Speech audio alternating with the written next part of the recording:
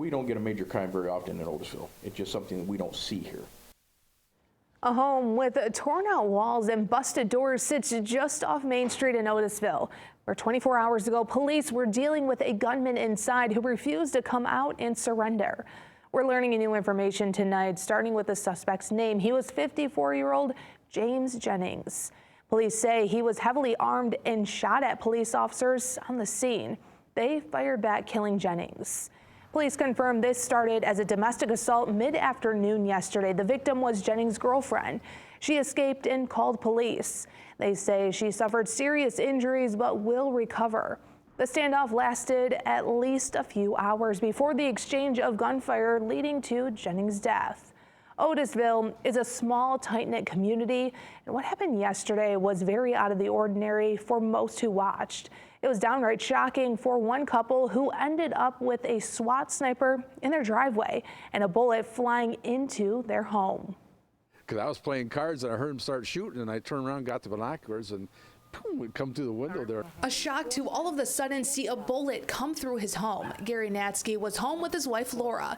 The man who barricaded himself into the home that sits 350 feet away from the Natzke's home refused to leave when he was asked by police. He began shooting at troopers, and this is one of those bullets. I felt I was very lucky that I didn't lose my husband. The bullet narrowly missed him. It wasn't a foot away. A scary moment for the couple. A source tells Mid-MichiganNow the suspect was 54-year-old James Jennings. The Natzkes knew him.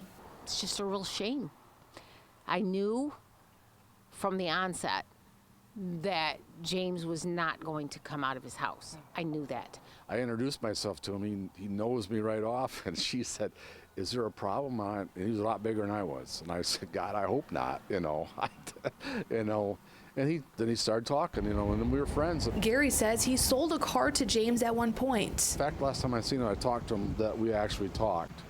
He said his son had just turned 200,000 miles on it. This started off as a domestic assault. Michigan State Police say it was the man's girlfriend who was able to escape the home. It's not something the Natzkes expected to ever have happen in their town. I feel bad that he took that path. He took that path. So it's tragic. Police tell me James Jennings was heavily armed with multiple rifles and handguns. Jennings told police he had no intention of going to jail and made multiple threats before shooting at police. The victim, who escaped the home, had serious injuries, but police say she will recover. She was treated by EMS on scene.